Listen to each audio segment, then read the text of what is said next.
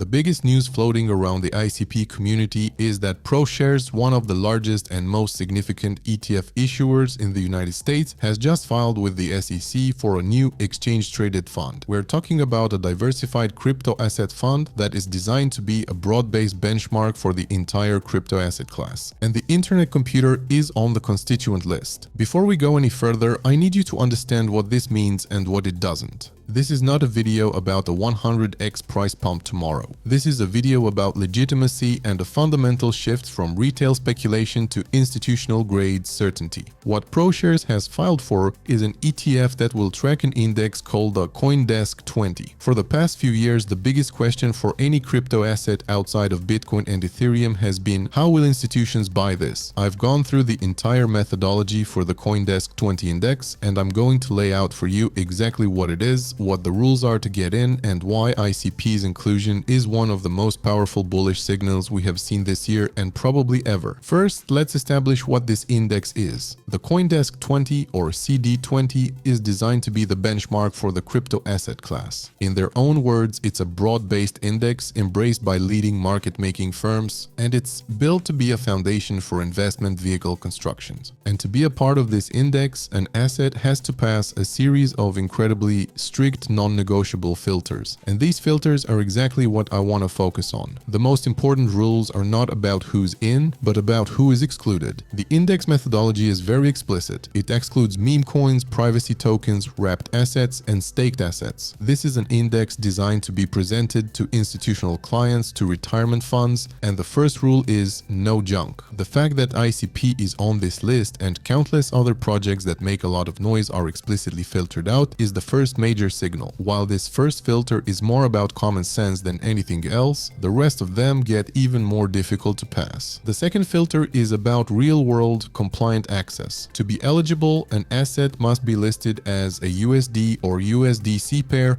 on a minimum of 3 approved high-quality exchanges, and critically, at least one of those listings must be available to United States customers. This immediately disqualifies a huge number of tokens that are inaccessible to the United States market. ICP has passed this second test too, which means it has deep, compliant, US-based liquidity. But the third filter is the one that probably matters the most. This is the one that directly connects to a United States ETF. To be in the CoinDesk 20 index, a digital asset must be supported by Coinbase Custody Trust Company. Coinbase Custody Trust Company is an independent, regulated entity under the Coinbase umbrella that provides institutional-grade cold storage for digital assets. It is chartered as a limited purpose trust company by the New York State Department of Financial Services, which holds it to the same high fiduciary standards as national banks. This designation makes it a qualified custodian, a critical requirement for institutional investors, hedge funds, and financial products that need to securely store large amounts of cryptocurrency in a compliant and audited manner. Coinbase custody is the gold standard for institutions. This means that ICP has already passed one of the highest regulatory and institutional grade hurdles in the industry. It is already sitting inside the exact custodial solution that a firm like ProShares would need to use to build their ETF. ICP is right now an institutionally ready asset, and the methodology of the index proves it. So now we connect the dots. What does this news really mean for a long-term ICP investor? For years we've listened to noise about ICP being a ghost chain or a scam. It's easy to throw those words around on social media, but it is impossible to get on this index if that's true. You cannot be supported by Coinbase custody, be available to United States customers on multiple exchanges, and meet the liquidity thresholds of a CoinDesk 20 index while being a ghost chain. This filing is a definitive institutional grade rebuttal to that entire false narrative. Second, this is the beginning of what's called passive inflow. Most people in the world will not buy ICP. They will not go to an exchange, set up a wallet, or learn about the technology, but they will call their financial advisor and say, put some of my portfolio into that. When they buy that ETF, the ETF provider, in this case ProShares, must go out and buy every single asset in the index to match its weight. They will be buying Bitcoin, Ethereum, and they will be buying the Internet Computer. This is how the S&P 500 works. When billions of dollars flow into S&P 500 funds every month, a portion of that money must buy every single one of the 500 stocks. It's automated, programmatic, passive buying. This ProShares filing is the first step in creating that exact mechanism for ICP. It connects internet computer to the largest pool of capital on planet Earth, the United States investment market. So let's talk about this passive inflow argument. We have to be conservative, but we also have to be realistic. Based on the latest data, ICP's weight in the index is 0.37%. Now, let's run some very conservative scenarios for this new ETF. If this new ETF captures just $100 million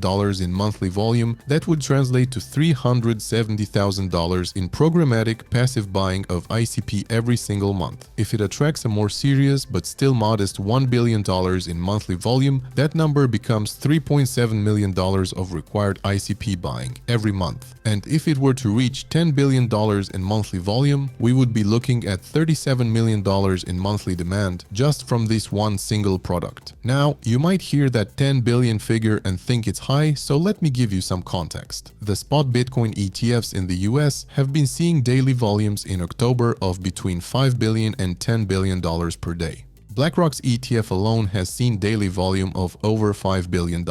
Our 10 billion monthly scenario is a number that the existing Bitcoin ETFs are doing in a single day. If this new diversified ProShares ETF captures even a fraction of the market's interest, a monthly volume of $50 or $100 billion is not just possible, it's probable. And at $100 billion in monthly volume, you're looking at $370 million in automated non-stop passive demand for ICP. So let's bring this all together. We've just seen a major United States ETF firm file for a product with the SEC that will, if approved, be one of the first broad-based crypto funds available to the American public. CD20 is not a simple popularity contest. It is a professionally constructed, institutionally vetted benchmark. I want to know what you think. Does this institutional validation strengthen your conviction? Does seeing ICP in an ETF that filters out meme coins change your perspective on its position in the market? Let me know in the comments below. And if you appreciate this kind of in-depth analysis, subscribe to the channel. Thank you for watching.